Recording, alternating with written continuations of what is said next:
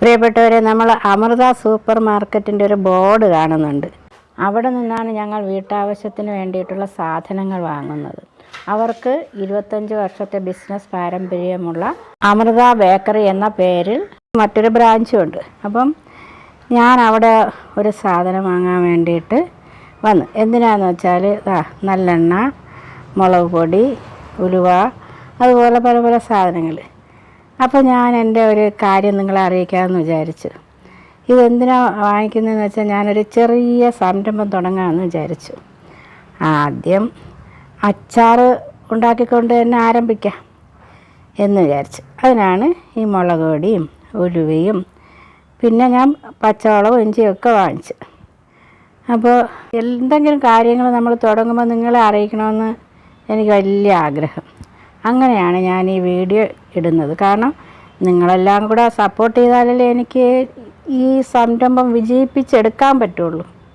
അപ്പോൾ എല്ലാവരുടെയും പ്രോത്സാഹനവും എല്ലാം എനിക്ക് വേണം. അപ്പോൾ ഞാൻ എൻ്റെ ആ ചെറിയ ഒരു സംരംഭം ആരംഭിക്കട്ടെ. അപ്പോൾ ഞാൻ ആ സാധനങ്ങളൊക്കെ എടുത്തു. ഇനി നമുക്ക് എങ്ങനെ പ്രിപ്പയർ ചെയ്യാമെന്ന് നോക്കാം.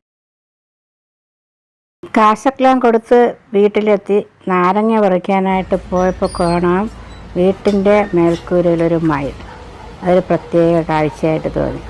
അപ്പോൾ എന്നിട്ട് ഞാൻ നാരങ്ങയെല്ലാം പറിച്ച് ഇങ്ങോട്ട് വന്നപ്പം എന്നെ സ്നേഹിക്കുക എൻ്റെ കൊച്ചു കുട്ടികൾ. എന്നിട്ട് നമ്മൾ അടുക്കളയിലേക്ക് പോയി നാരങ്ങയുടെ പ്രിപ്പറേഷൻ ആരംഭിക്കുകയാണ്.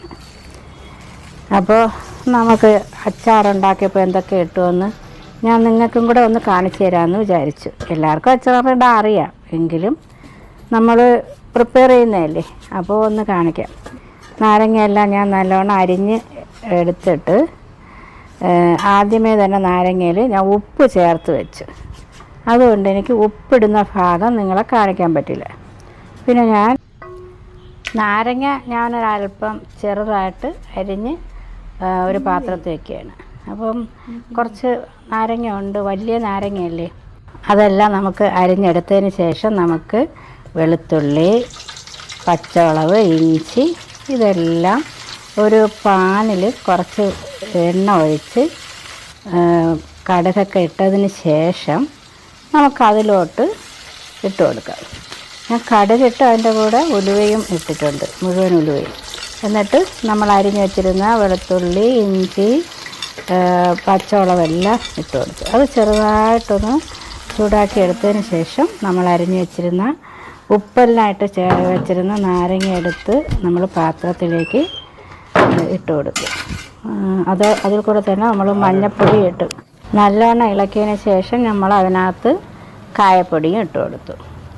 അത് നല്ലോണം വീണ്ടും നല്ലോണം ഇളക്കി അത് നല്ല തിളച്ചതിന് ശേഷം നമ്മൾ വിനാഗിരി കുറച്ച്, ഇത് പെട്ടെന്ന് ചീത്തായി പോയിരിക്കാൻ വേണ്ടി കുറച്ച് വിനാഗിരി ഒഴിച്ചു. അതിന് ശേഷം അവസാനം മുളക് പൊടി ആവശ്യത്തിന് ചേർത്തു.